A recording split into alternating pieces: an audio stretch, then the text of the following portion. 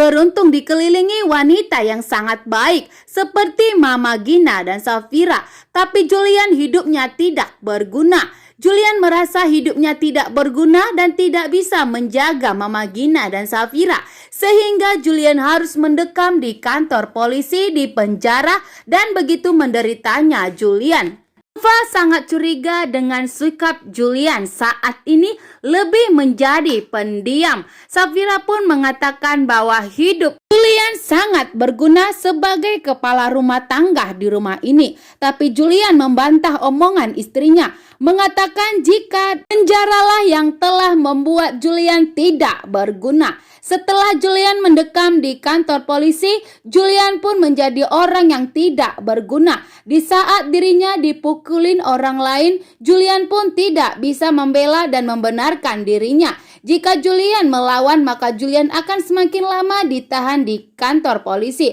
Tapi karena Julian berbuat baik dan tidak pernah melawan di saat dirinya dipukuli, disitulah hukuman Julian pun dikurangi. Di rumah Yuda, Dania minta kejelasan kepada Yuda. Setelah pulang dari Australia, Yuda sama sekali tidak ada memberi kejelasan kepada Dania bagaimana dengan hubungannya. Apakah Yuda akan segera menikahi Dania hanya untuk berpura-pura agar Dania mengurus perusahaan yang telah diwasiatkan Yuda kepadanya? Sedangkan Yuda tidak akan bisa mengurus perusahaannya karena dirinya telah dinyatakan meninggal dunia.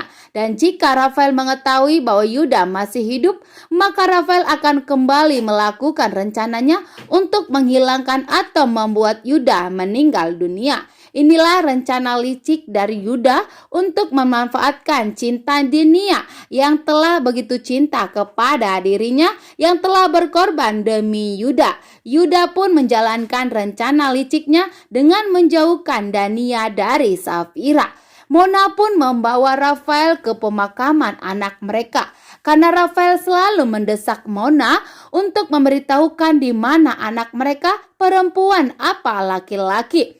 Mona pun marah besar kepada Rafael, mengatakan bahwa anak mereka sudah meninggal dunia. Rafael tidak percaya. Karena Rafael tidak percaya, Mona pun membawanya ke sebuah pemakaman dan menunjukkan di mana makam anak mereka. Betapa terkejutnya Rafael dan menangis histeris, ternyata bahwa benar anak mereka sudah meninggal dunia.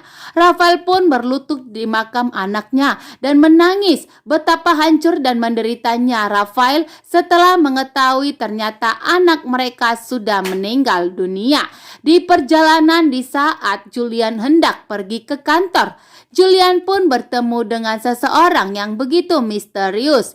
Wanita tersebut dihalangi dan diganggu oleh kedua preman. Julian pun melihatnya dan tidak tega. Julian menolong wanita tersebut, dan di saat Julian dan preman tersebut sedang bertarung, wanita itu pun melihat keberanian dan kegagahan dari sosok Julian Andromeda gemilang.